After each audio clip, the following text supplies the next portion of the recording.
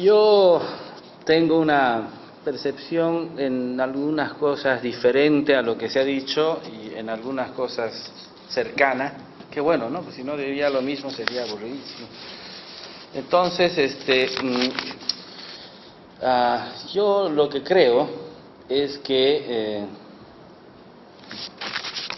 lo que estamos viviendo ahora, la anterior hipótesis que planteé en esta reunión era que, la segunda parte de mi hipótesis es que había gente del oficialismo y de la oposición peleando duramente en el campo político, pero que también había una otra sociedad que estaba empezando a mostrar algunas señales de no solo descontento con el gobierno, sino descontento con la clase política en general, y ojalá no con el Estado, ojalá sí, si fuéramos anarquistas, ¿no? Con el Estado. Y entonces ahora traje otra nueva hipótesis que estoy trabajando para hacer un análisis más general de todo esto. Y mi segunda hipótesis, además la he llamado 22F, ¿no? Ya que está de moda el 21F, esta es mi hipótesis 22F, que es post 20F y 21F, ¿no? Y dice, la coyuntura actual de campaña adelantada, en eso coincido con Orlando, entre paréntesis, guerra abierta entre fuerzas políticas y la participación de la sociedad de forma relativamente consistente, pero dispersa al mismo tiempo, coincidimos también en eso, más una juventud que nos ha empezado a mostrar señales de algún tipo de personalidad sociocultural y por lo tanto de posiblemente futura cultura política diferente, hace que que este escenario haga que en el corto plazo la política vaya a volverse dispersa y en el largo plazo probablemente, posiblemente, en negrillas, el inicio de una transformación radical de nuestra política. A ver, si partimos en general otra vez de donde había quedado yo la otra vez, que digamos habían ubicado a los oficialistas que están en su trabajo de defender el discurso, reproducirlo, y los opositores tradicionales, así yo los llamé, que están en su trabajo de desgastar al oficialismo, ver si pueden bajar, como no han podido subir ellos, más bien a ver si pueden bajar al gobierno. Estos dos primeros grupos creo que no hay mucho que hablar de ellos, porque creo que lo tenemos bastante claro, quiénes son, qué hacen, qué propósitos tienen y qué tipo de instrumentos utilizan en política, ¿no? Y el tercer grupo, el de opositores sociales de nueva irrupción, así lo voy a llamar yo,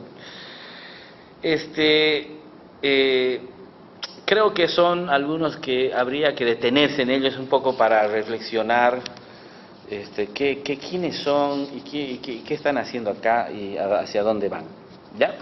Entonces, ¿quiénes son? Había dicho yo la anterior vez que sin duda han habido mucha gente de diferentes estratos sociales, hablando de la no reelección, etcétera, etcétera, pero digamos vamos a coincidir como la otra vez que en gran parte ha sido una clase media, ¿no? En la troncal, lo más fuerte que se ha dado de esta oposición, ¿no? Es una clase media que está en esta posición como que digamos preponderante, ¿no? Sin duda hay otros, pero ahí hay una clase media citadina y en su mayoría de la troncal. Y por otro lado está la juventud, mucha presencia de la juventud, ya no solo en la troncal, es más bien en general. Y yo lo explicaba la anterior vez pensando en que los millennials, digamos la gente que tiene entre 18 y 32, 33 años, realmente tenía 11 o 10 años cuando entró Evo Morales al gobierno, ¿no? Y entonces toda su vida que que han desarrollado sus pensamientos o su acercamiento a la política, solo conocen los aciertos y las críticas de Evo Morales. Y entonces, en ese sentido, por eso probablemente tienen algún grado de legitimidad en pensar o en proponer un escenario de alternancia, etcétera, o un escenario de descontento, porque claro, no como nosotros que hablamos de la época de Víctor Paz Extensor, Jaime Paz Zamora, Goni, etcétera, ellos no tienen eso como vivencia, simplemente como historia vieja, casi aburrida de lo que pasó en Bolivia, y entonces no lo tienen presente en el análisis político como nosotros, ¿no? Entonces, pienso que estos dos digamos, sectores son los que habría que empezar a pensar, a trabajar, quiénes son, qué quieren, a dónde van y si van a algún lugar. Entonces, la clase media tiene algunas características. Primero, no puede nuclearse más allá de un encuentro temporal en lo territorial. ¿Por qué? Por muchas razones, entre otras, porque no es sindicato, ¿no? Porque no es, qué sé yo, empresa, no es federación, sino es una clase media de diferentes, ¿no? Uno será contador, el otro probablemente será profesor de la universidad, en fin, y entonces no tienen un lugar natural de nucleamiento en la sociedad. Y entonces tienen esta dificultad si se encuentran temporalmente en la plaza, en la rotonda, en el anillo, como ayer, etcétera, ¿no? Y tiene otras características que mencioné hace un momento, es pluriforme, ¿no? No es uniforme y por lo tanto les es bastante difícil hablar un solo lenguaje al momento de articular ya algo que vaya más allá de lo que decía yo en la anterior reunión, lo que no quieren lo tienen claro, pero ya empezar a construir lo que está pidiendo Orlando, canalizar una alternativa política, ya no es tan fácil como salir enojado, ¿no? Salir enojado es fácil, no digo que lo hayas dicho que es fácil, pero digamos es fácil salir enojado y no es tan fácil empezar a construir una alternativa política. De la otra parte es la juventud. Esto es realmente complicado para nosotros, ¿no? Y me alegra que voy a ser más provocativo que Orlando porque es más joven que yo y entonces bueno, a ver qué pasa. Gracias por utilizar el término de provocación, porque de repente acaba siendo provocativo esto y seguramente la sociedad va a pensar. Por ejemplo, es una juventud de presencia básicamente en las redes, ¿no? Es decir, todos sabemos que los jóvenes hoy día viven en las redes, ¿no? Dispersas en lo territorial. Urbanas, sí. Por lo tanto, con el mismo problema de nucleamiento parcial, ¿no? Si se nuclean parcialmente. Y aun cuando se nuclean en lo territorial, siguen significativamente en las redes. Es decir, si están juntos en la plaza, siguen en el teléfono, ¿no? Siguen en la red más tiempo que en el espacio real. Es una nueva multitud, ¿no? Pero es una multitud que es más multitud en la sumatoria de las selfies, ¿no? Y en las redes sociales que la propia multitud de la plaza, ¿no? Antes sucedía con los medios, que los medios te tomaban un ángulo y te podían mostrar la idea de que habían cosas maravillosas en ese ángulo de toma de la cámara, y hoy día puedes hacerlo eso en las redes. Entonces, ¿será que estamos hablando de un nuevo movimiento social, pero al mismo tiempo individual de las redes? O sea, es social individual, porque social del todo no es un sindicato, ¿no? Pero por otro lado, han coincidido, han compartido y se han juntado en las redes básicamente.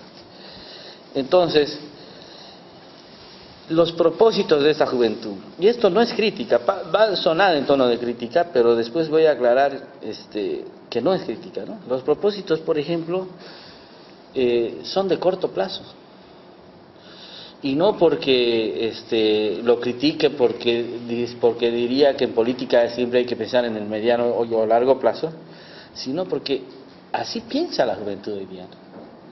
Es decir, los estudios que hay hoy día sobre la juventud demuestran que no tienen planes a largo plazo.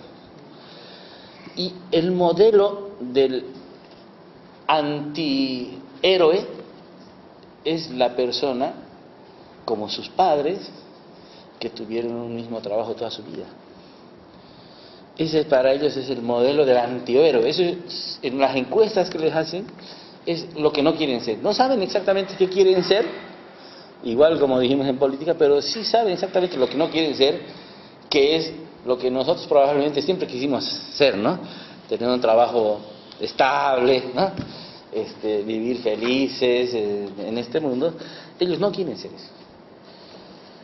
Entonces, así piensa, o por lo menos creo que piensa en gran medida esta nueva generación. No están preocupados por la racionalidad ni la coherencia de mediano plazo. Pues no porque no sean racionales y no porque no sean coherentes, porque son jóvenes formados, algunos de ellos muy bien formados.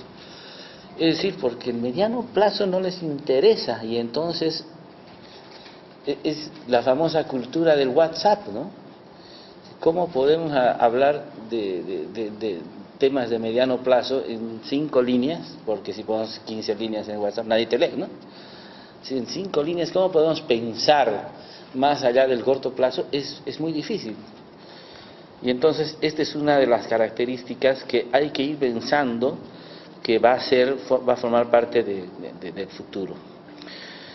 Para ponerlo de alguna manera, porque el otro día no sé si alguien lo comentó, en otro grupo lo comentamos, se mueven, digamos, para ponerle algún nombre, posmodernamente en posiciones políticas.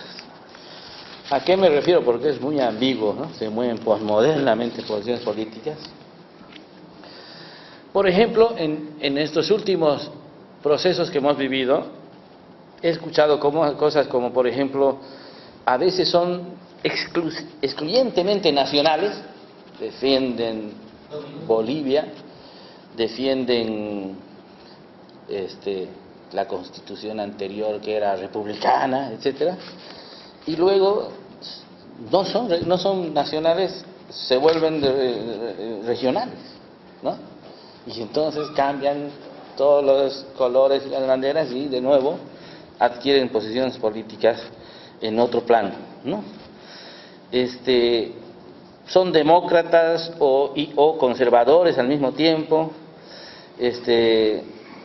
son defensores de la igualdad, pero a veces no son tan igualitarios, proponen la revolución, por lo menos utilizan el término de la revolución, pero la revolución del statu quo, es decir, la revolución de que no debe cambiar nada. Se declaran en resistencia civil para defender el orden, ¿no? Yo me he peleado con un muchacho, un amigo en Facebook, se declaró en resistencia civil, le dije, pucha, qué bueno, qué valiente que eres, pero se declaró 3 días en resistencia civil, ¿no? Entonces, y estaba defendiendo el statu quo, la vigencia de la Constitución y la vigencia del Estado de Derecho, resistencia civil para la vigencia del Estado de Derecho. En fin, hay varios elementos que muestran este tipo de cosas. Algunos los he leído en las redes sociales. Un grupo, esta plataforma, sacó un cartel muy bonito, me gustó mucho, que decía: no somos ni izquierda ni de derecha, ¿no? Pero tampoco son del centro, porque no son del centro. Y esto tampoco es una crítica, porque si yo, que vengo de una generación donde he sido o de izquierda o de derecha, me ubicaba socialmente así, ellos no es relevante la izquierda y la derecha. Hoy día he hecho una encuesta en Facebook, la han visto, ¿no? Si eres millennial, respondes si te interesa el tema de izquierdas y derechas. Y van a empezar a decir, no, a nadie le interesa a ellos. Ese tema no es relevante para ellos. Y por eso para estos jóvenes, probablemente cuando un tío habla de Banzer y el otro tío habla de Marcelo Quiroga Santa Cruz, para él pues, probablemente están hablando de dos personajes más o menos parecidos en la historia. Lo cual para mí sería un pecado mortal, ¿no? Que alguien me diga que Marcelo Quiroga es lo mismo. Pero para ellos lo ven a la distancia, como ven, bueno, este personaje era interesante para mi tío y para mi otro mi tío, pero ninguno es para ellos tan importante. Y ya el último lo puse ya un poco en tono de broma para cerrar esta partecita. Rezar en las movilizaciones pidiendo la vigencia del Estado de Derecho y de la democracia, ¿no? Es decir, rezar para que se imponga la modernidad. No sé si les parece curioso, pero a mí me parece muy curioso porque la Iglesia no está o no estaba de la mano de la modernidad, por lo menos siglos atrás. Entonces, no es una sociedad que la debemos pensar, no es un grupo social que debemos pensarlo en esta lógica de que están yendo hacia algún lugar. Cometemos ese error nosotros desde nuestra generación, pensar de que ya están tomando conciencia, ¿no? O sea, eran inconscientes y ahora están tomando conciencia, ¿no? Por eso ahora nos están apoyando. O ahora están comprendiendo o están madurando políticamente y están viendo mejor a este proceso social. No es eso. O sea, no están yendo a nuestra forma de pensar, sino están con su propia forma cultural de pensar la sociedad y dentro de esa propia forma la política. Entonces, es una sociedad que no les interesa la forma de política que tenemos nosotros. Sus ídolos no son políticos, mis ídolos eran políticos. Sus ídolos no son políticos, sus ídolos son los creadores de Facebook, de no sé qué otra. Esos son sus ídolos, a esos los ven. Son empresarios de no sé dónde, del mundo. Y entonces, ellos no quieren ser líderes de un partido político en Bolivia, ellos quieren ser líderes del mundo creando una aplicación que los va a hacer millonarios o algo así, ¿no? Tal vez el ejemplo es muy economicista, ¿no? Tal vez hay otros liderazgos en el arte, en fin, que ellos quieren ser, pero no les interesa la política como nos apasionó a nosotros en nuestra época. Y por último, no les interesa nuestras instituciones. Nuestras instituciones no les dicen nada. Lo que es duro para nosotros, la educación, el matrimonio, es decir, el trabajo, las leyes y la democracia y no sé qué otras vainas más con las que hemos peleado y no sé qué, a ellos no les dicen nada. Entonces, es una sociedad que está pensando diferente. Hay un filósofo, ahorita se me fue el nombre, pero que ahora les voy a decir que empezó a hablar de las sociedades líquidas. Bauman, ¿no? Zygmunt Bauman. Las sociedades líquidas. Y yo creo que estamos en la política líquida, o entrando, no estamos entrando con esta generación a la política líquida, donde todo lo duro se desvanece en el aire, ¿no? Ya no hay aire en instituciones porque esta generación no le interesa ese tipo de cosas y se mueve a otra velocidad y con otros parámetros sociales. Entonces, si eso es cierto, porque estamos especulando, ahora sí me han dado posibilidades de especular, ¿no? Si esto es cierto, voy a decir solo dos cosas. ¿Sí? ¿Puedo decirlas? En el corto plazo, la política va a ser una política sin líder, en el corto plazo, y con todavía una fuerza dominante. Y si se diera el mejor escenario que plantea Orlando para la oposición, es decir, una sumatoria de diferentes, es probable que se desarrolle una especie de UDP de derecha, ¿no? en el corto plazo. No sé si este gobierno o el próximo, no me preocupa a mí si el próximo, si es candidato Evo, no me preocupa si es este o el próximo. Si en el futuro próximo de la política, si en el mejor escenario se unieran, va a haber una especie de UDP de derecha. O, en el peor caso, la llegada de un Mesías, ¿no? Un Trump león o Col o no sé qué, y que, hablando de orar, que ore junto a su gabinete igual que Donald Trump, ¿no? Y en el mediano plazo se pueden dar los siguientes elementos: un vacío de transición o de disponibilidad social como antesala de una nueva política, donde surjan no solo nuevos líderes nacionales que resultarán de una síntesis de la actual política. O sea, un nuevo líder nacional no es de la oposición, tiene que ser de una síntesis del oficialismo y la oposición, pues si no, aquí ¿cómo va a ser el líder nacional si el país está polarizado? No puede ser el de la oposición, y con este discurso que está en la calle no existe un nuevo líder, realmente. Segundo, la llegada de la el segundo escenario podría ser la llegada de la antipolítica, como consecuencia del debilitamiento de las instituciones estatales y representativas. Y el tercer escenario, una especie de combinación que sería la antesala de una nueva política con una configuración diferente del campo político, en una sociedad políticamente dispersa y cambiante, lo que acabo de decir hace un momento, una especie de política líquida, donde los partidos políticos van a tener que repensarse, y no van a ser partidos políticos solo de redes, porque las redes están tendiendo a superespecializarse. Es decir, hoy día ya yo no lo soporto el Facebook, porque hablan de todo. Me voy ahora a un podcast donde hablen solo lo que me gusta, y voy a abandonar estas redes sociales generales y voy a acabar yendo a redes sociales súper especializadas. ¿Y cómo van a llegar a mí los políticos, que la política por definición es general, a estos escenarios de redes sociales súper especializadas? Va a tener que redefinirse también la propia organización de la política para poder generar lo que plantea Orlando